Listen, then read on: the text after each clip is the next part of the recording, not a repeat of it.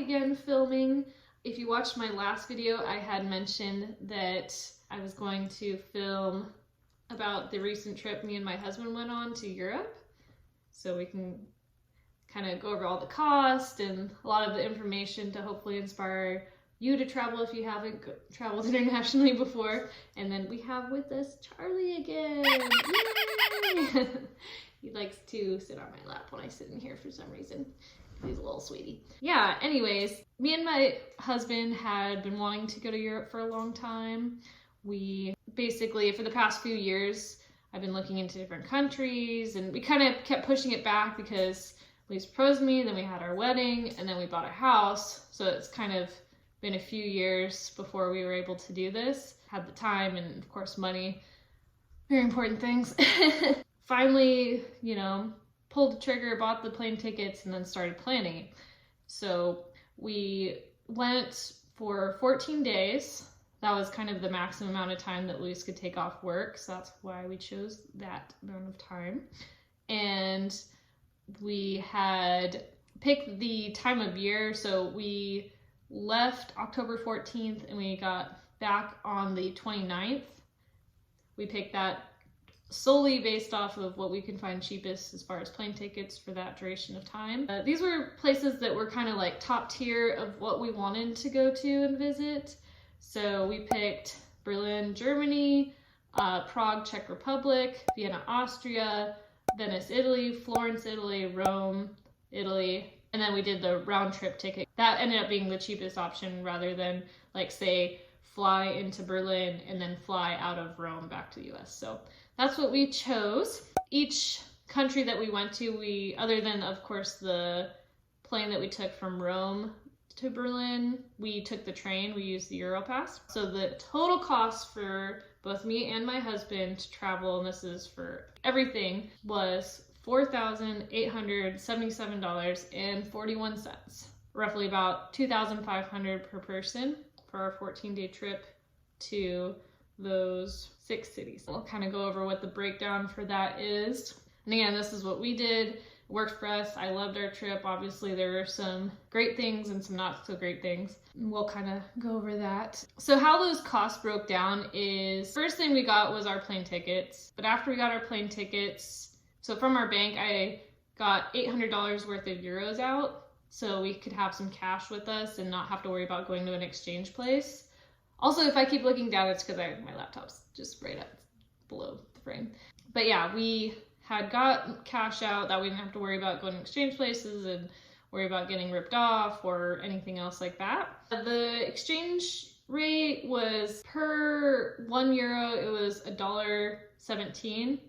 So, and then at the time, I know the exchange rate was like $1.10. So a little bit more than what the exchange rate said on Google, but like I said, it was worth it to me to not have to hassle with that. Also, when we got to Prague, we did have to go to an exchange place and get crowns since they don't use euros there. Everywhere else, though, did use euros, so we don't have to worry about it. We ended up exchanging 200 of the euros into crowns, so we had money for the days that we were there. And then the rest of the expenses while we were there, we used a credit card, which luckily before our trip, my husband happened to get a Costco credit card that didn't charge foreign transaction fees, which was amazing. So I would highly recommend getting sorry, Charlie bumped the table. I would highly recommend getting any sort of credit card that doesn't charge foreign transaction fees. That way you can save money there because that can really add up. The biggest category was transportation. So the total for all transportation costs was, for 2 people, was $2,931.48. That broke down into our plane tickets, which together was $1,695.82. Definitely took a lot of searching. I looked for a while and that was the cheapest that we could find. I usually use kayak.com a lot. I think this time we did buy these tickets from Expedia. Then our next highest expense in this category is the Europass. I'll show you what that looks like. So this is a Europass, yay! There's a lot of different options. We got the 5 days out of the month pass, since that covered the city-to-city journeys that we needed. That was $806 for 2 people for the 2 passes. You can pay less than that by not getting them last minute and having to pay a $36 expedite shipping fee like we did. So plan ahead. I think you can also buy individual train tickets, and I think they're cheaper like ahead of time, like plane tickets is what I heard. Again, we just did this that way. It kind of gave us a little bit of wiggle room. So because of the first train that we missed in Berlin, we were able to just catch the next one. It gives you a lot of freedom as far as you can take any train to anywhere within those 5 days. So that's kind of nice. One thing though is there are sometimes reservation fees that you have, like certain train trips you have to book the reservation to get that train. I think in Vienna to Venice was one of those places, or I think it was that the trip ends up being way longer. On its own, it was a 7-hour trip from Vienna to Venice. So we didn't want to add any more time to that since it's such a long one, so we did get reservation. That one was only like €7 for both of us, and of course that gives you seats right next to each other. Without the reservation, you might not get seats next to each other, so that's kind of may be worth it to you. And then basically everywhere in Italy was the same thing, like Venice to Florence. It would be twice as long to not get the reservation. So like our 2-hour train ride, it would be a 4-hour train ride if you don't get the reservation. So we ended up getting reservations on the rest of the train rides while we were there. And then we did have to get one last train from our hostel in Rome to the airport, which isn't included in that grand total of the $800. That was just for the 5 passes, not the reservations. And then as far as public transportation, so this does include our reservations and any public transportation. So the nice thing about Europe is if you get a public transportation pass, it is good for the bus, tram, and metro. So that's really awesome. And I have a couple of them over here to show you. There's the pass for Rome. When you get on the metro, you do have to scan it in, and then the doors will open and let you in. And if you bend this little strip, it won't work. So you have to ask the person in the little glass office, say, hey, my pass isn't working, and then they'll open it for you. And I had to do that every time because I had bent my little card like the first day we were there. The other thing too with the bus passes, or these public transportation passes, they typically sell them in 90-minute passes, 1-day passes, 3-day passes, week passes, whatever. So and it's cheaper like the more you bundle. So, and I didn't know this when we first got to Berlin, but yeah, if you're gonna be somewhere for 3 days, get the 3-day pass, and so on and so forth. So it'll be a lot cheaper than buying several 90-minute passes. And as far as getting around, you can use Google Maps and look up directions, and it'll tell you which metro line to get on, which bus number. So that is very helpful to get around. You don't have to like look at a map on the side of a bus stop or something like that. You can just use your phone. So that made things super easy. And a lot of times, like especially in Italy, the buses weren't usually on time. We'd wait forever, so we'd end up just, it's a 20-minute walk, we'll just walk. Public transportation, we did mostly use that instead of taxis. We only took a taxi one night in Berlin before we had our cell phone service, which I'll go over later on in the video. Also in this category, like I mentioned earlier, we had a flight from Rome back to Berlin, and that was $209.64 for both of our plane tickets. So it was worth it to us. We didn't really have enough time to go up through Switzerland, which apparently doesn't cover with the Eurail. So that's what we did. Second category we have is accommodations, and that took up only 15%. And the reason why that's so low is we stayed at mostly hostels throughout this whole trip. The cheapest, higher rated hostels that we could. And that was a total of $717.78. There was just one night that we stayed at a hotel, and that was in Venice because there are no hostels on that island. We booked most of these just going to hostelworld.com, and they have reviews and things like that, we'll book them there. There's a few that we book directly from the hostel's website, which I think might be cheaper in most cases. I don't know. But how this broke down, so we stayed 3 nights in Berlin, and that was $69.89. And that did have a foreign transaction fee because I used my credit card and not Luis's when I booked that, unfortunately. So it was about $23.20 per night for 2 people. And then we stayed 4 nights in Prague, and then that was a grand total of $102.34. So about $25.59 per night. 3 nights in Vienna, and that was $121.31. This also included a towel fee because they charge for towels, but you got to keep the towel, but then that means you have to lug around an extra towel with you, so something to keep in mind there. It did also have free breakfast, so that was very helpful as well. And so did the one in Prague. We only stayed 1 night in Venice, and that was $83.79, much higher because it was a hotel. Then we stayed 3 nights in Florence. That was $113.99 total for that, about $37.99 per night. We stayed 4 nights in Rome, and that was $198.41, so about $49.60 per night. Then we stayed 1 more night in Berlin once we flew back from Rome to Berlin before our flight home, and that was $28.05 for that night. We stayed at that particular hostel versus the first one because it was closer to the airport. I'm going to make a whole video about hostels. I actually took some footage inside a few of the hostels, not all of them, but I will make a video on tips and things like that. Just kind of one place that we sacrificed is staying in hostels. A piece of our little pie chart is food, and that took up 10% of our overall spent money there.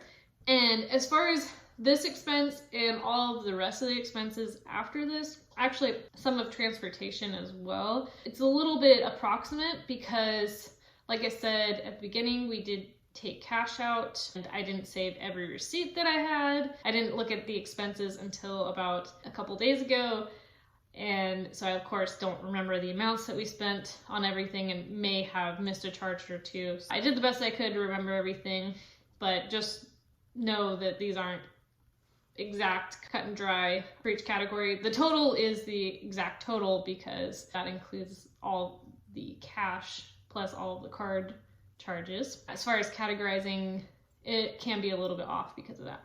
Anyways, food was $460.91. We kept our food costs down as much as we could. Like I said, we had the 2 hostels that offered free breakfast, and that was 7 days where we got free breakfast. The other way we kept our food costs down was by going to grocery stores and getting pre-made sandwiches and things like that. That helped a lot. We also didn't really go to a lot of sit-down restaurants. A lot of restaurants will charge for everything, like a sit-down fee, you have to pay for your water, things like that. So we did avoid that. A lot of the times, of course, we did want to, get some local dishes or have some restaurants. So we did that a few times, but we tried to keep the cost down as best we can. And we also didn't eat at places that were close to like high-end boutique places because that seemed like those types of places are a lot more expensive than not going to places that don't have super fancy stores like Gucci and stuff next to them. So that also helped. Like in Rome, they have like the Roman pizza little places. They were really cheap. Ate a lot of sandwiches at sandwich shops, and we'd also bring our own water to avoid being charged for water. So 4th category is going to be entertainment. That took up 6% of our budget, and that was $303.42 approximately. That was mostly tickets and admission into like the Vatican Museum, doing the Duomo climb, going to the Uffizi Museum, going to the Alchemist Museum, the Sedlec Ossuary, things like that. I would definitely recommend booking some of this stuff in advance, mostly in Italy because the lines are crazy long. Highly recommend booking those ahead of time. We did book ahead on the Uffizi Museum so we didn't have to wait in a long line, and I wish we did at the Vatican Museum. We didn't have to wait in a long line per se. It was about 30 minutes that we waited, which isn't terrible, I don't think. But it was so packed. It was so unenjoyable going in that museum because you just kind of herded through several people. I would recommend going there right when it opens, or it might be worth it to get a tour that goes in there before it actually opens, because then you don't have to be so packed in like sardines and not really get to enjoy it like we did. We also did a lot of like free sightseeing. We didn't go into the Colosseum, but we did like see the outside of it. Same with the Prague Castle. And then things like the St. Peter's Basilica, that was free to go into, you just had to wait in a line. We did go in the morning, so it wasn't that bad. Same with the Pantheon, and then like the Trevi Fountain and the Spanish Steps, which both were crowded every time that we saw them.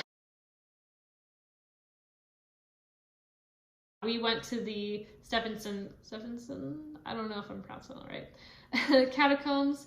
We did the tour for that to see that, and it was only €6 per person, so that was worth it for us. So yeah, we enjoyed all the things that we did. Obviously, we kind of picked and choose. We wanted to make sure that we saw a lot and enjoyed ourselves, but also didn't go crazy and spend a ton going to every single museum. We went to a few places that were kind of off the beaten path, not quite so touristy. And a lot of these places we found on this site called Atlas Obscura, which my friend Moira had recommended. That's kind of like more spooky things. There's a lot of neat stuff like the Alchemist Museum we found on there. It's nice to kind of get away from like all the crowds and see something more unusual. And you know, the Colosseum is very beautiful and a lot of the other stuff that we saw, but it's also just so overwhelmingly packed and kind of takes away from that. So seeing some stuff that's really neat but not so crowded is very cool. The next category, I split this up into drink, 2%. That was $76.73,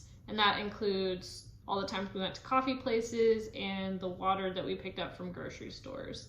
I know some cities have water refilling stations. They're kind of difficult to find sometimes, so a lot of times we just bought bottled water. And it was pretty cheap at grocery stores, usually like €0.50 or like 20 cents or whatever. One thing that you have to look out for is carbonated water is super popular there. So that'll be like, they'll sell carbonated water right next to regular water, and the bottles look very similar. You can use like your Google Translate, or I would save like the Italian word, you know, German word for sparkling, because we bought sparkling half the time and we both hate sparkling water, so just keep that in mind. So this next category is, I categorized it as other. This is comprised of medicine, gifts that we bought, our alcoholic drinks. The one time we did have to pull money from an ATM, so the bank fee for that.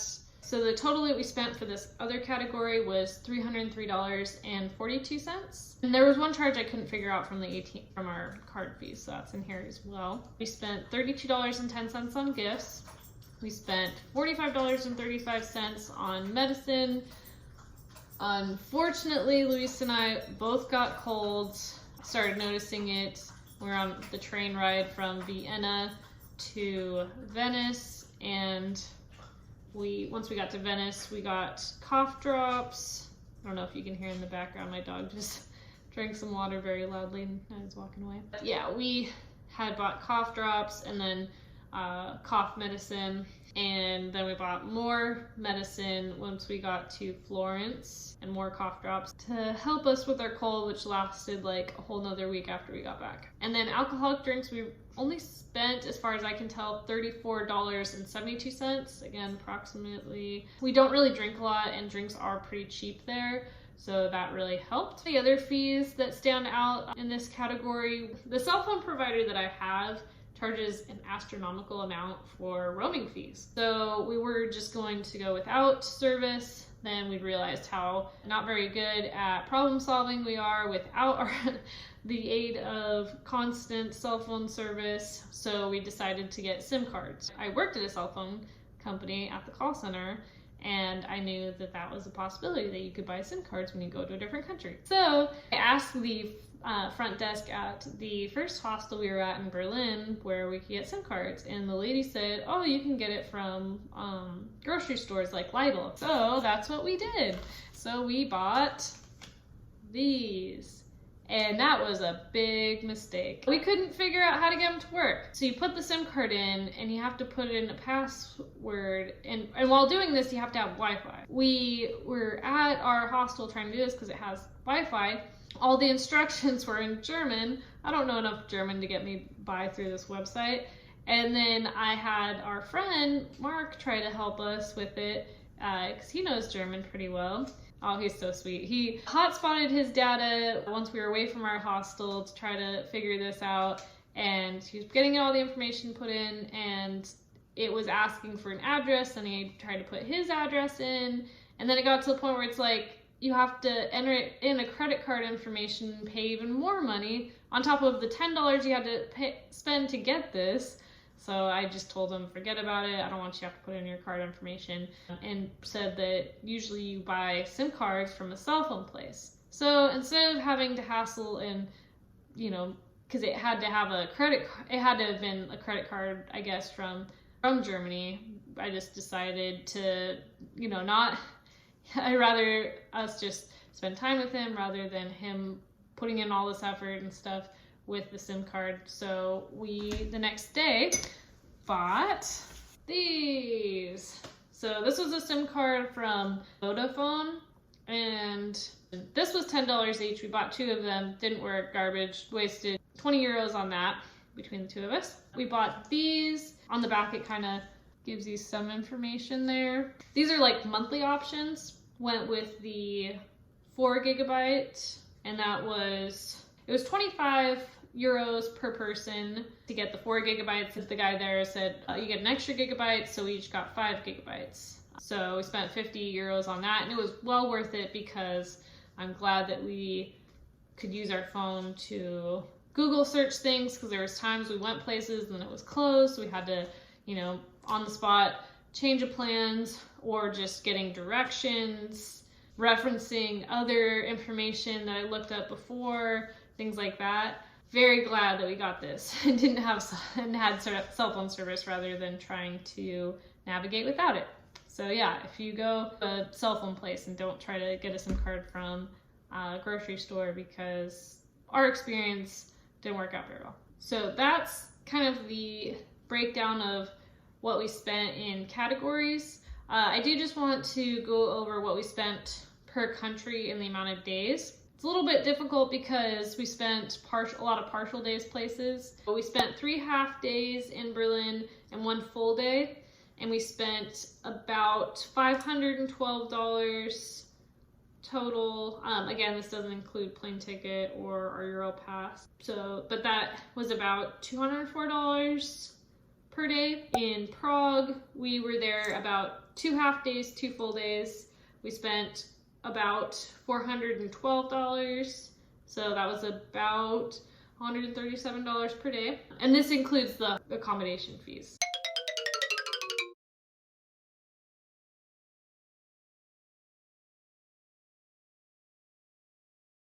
We spent 1 night and about a half day in Venice, and we spent $154. It was pretty low because we didn't go on any of the other islands, we didn't ride on any gondolas, we didn't go into any churches or anything that cost any extra money. We really just walked around the island, but I loved it. We spent 2 partial days, 1 full day in Florence, and that was approximately $310, or about $155 a day. We spent 1 partial day, 2 full days in Rome, and that was $434, so about $173 per day, which isn't too bad because, again, that's for 2 people. That is how we spent our trip. This inspires you to travel if you haven't. I'm definitely come from a family where my mom and my dad have never been to Europe. I think it's definitely worth it, you know, especially if you have to make some sacrifices and it takes you a few years. It's definitely attainable. Maybe not for everyone. I know everyone's situation's different.